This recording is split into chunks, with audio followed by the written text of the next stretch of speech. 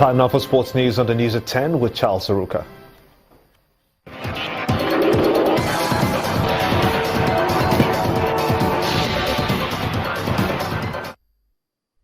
Welcome to Sports News. German Gernot Rohr will officially manage his first game as Nigeria's coach when the three-time African champions host Tanzania in a 2017 African Cup of Nations qualifier at the Nest of Champions in Uyo, Akwa Ibom State tomorrow. The final result from the game will have no effect as both teams failed to qualify for the tournament, with Egypt picking the sole ticket from the group. Rohr said the game will be used to see his players in a competitive atmosphere ahead of the Russia 2018 World Cup qualifier against Zambia next month. Algerian Mehdi Abed Sharef has been picked as the center referee for the game. Sharef will be assisted by compatriots Abdelhak Echali and Ahmed Tamen. Meanwhile, the Confederation of African Footballers confirmed that the 2017 AFCON finals will go ahead as scheduled in Gabon, despite the wave of riots following President Ali Bongo's re-election. The 16-nation biannual tournament is scheduled to take place between January the 14th and February the 5th in Gabon, after original hosts Libya was stripped of the competition owing to civil conflict. The 32 matches will take place at 4 venues, 2 of them in Libreville, 1 at Franceville, and the 4th at Port-Gentil. On the domestic scene, the league management company has moved the Abia Warriors matchday 34 games against FC Ifeanyi Uba, scheduled for Sunday, September the 4th to Wednesday, September the 7th. The LMC said the decision to shift the game is to verify the readiness of the Umuahia Township Stadium to host league games. The stadium, which has been almost unplayable, was suspended by the league body to allow for overhaul of the playing turf. If the Umuahia Stadium fails to meet the minimum requirement for the hosting of league games, Abia Warriors may be forced to play in another venue. That's it on Sports News, and it's back to Gimba with the rest of the news at 10.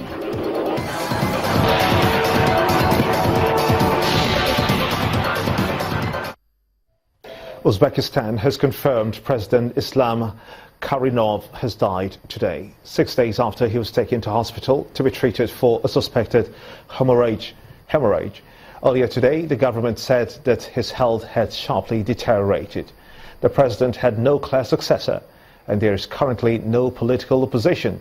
Analysts say the transition of power is likely to be decided behind closed doors by a small group of senior officials and family members. The funeral will likely take place in the late president's hometown of Samarkand, where his mother and 2 brothers were also buried. The first hurricane to hit Florida in a decade, Hermine, has caused severe damage along the state's northern Gulf Coast. Florida Governor Rick Scott said that a homeless man died after a tree fell on him as the storm moved inland. The National Weather Service reports that in the town of Cedar Key, waters rose more than 9.5 feet, one of the highest surges ever seen. The United Nations says that Hurricane Hermine is a severe resilient test for the organization.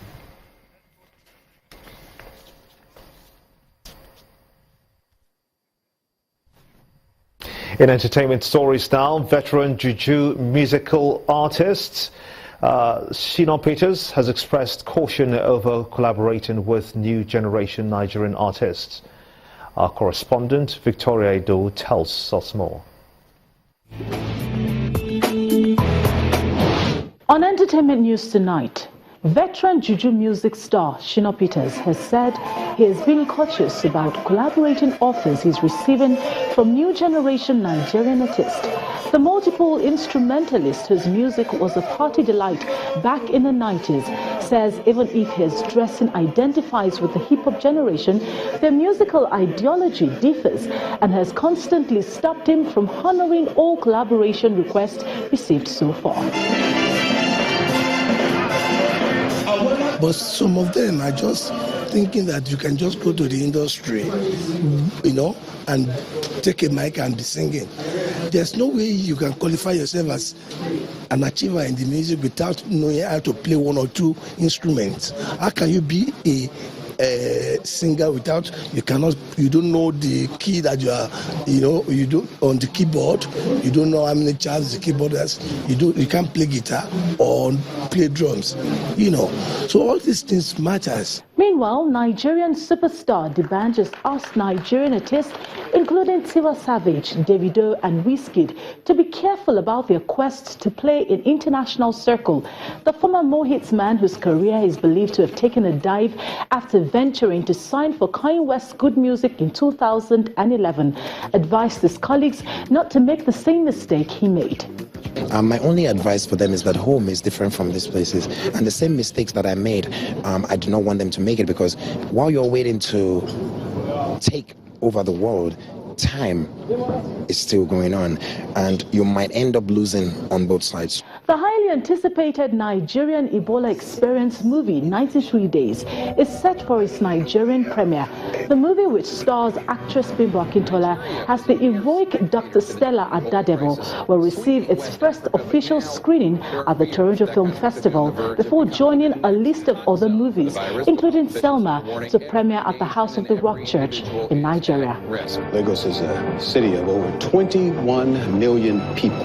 We simply cannot afford an Ebola outbreak in Lagos. And that's all for today. It's back to the news at 10.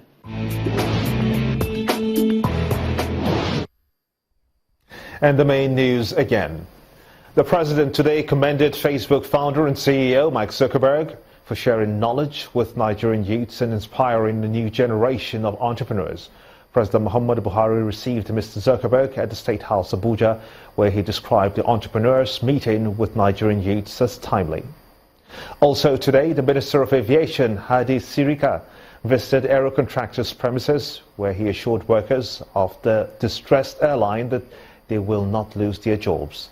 And also today, in the U.S., Hurricane Herman hits the state of Florida, inflicting severe damage on electricity infrastructure. And that's how it's been on the news at 10 tonight. I want to thank you so much indeed for watching. On behalf of everyone here, have a splendid night rest. Good night.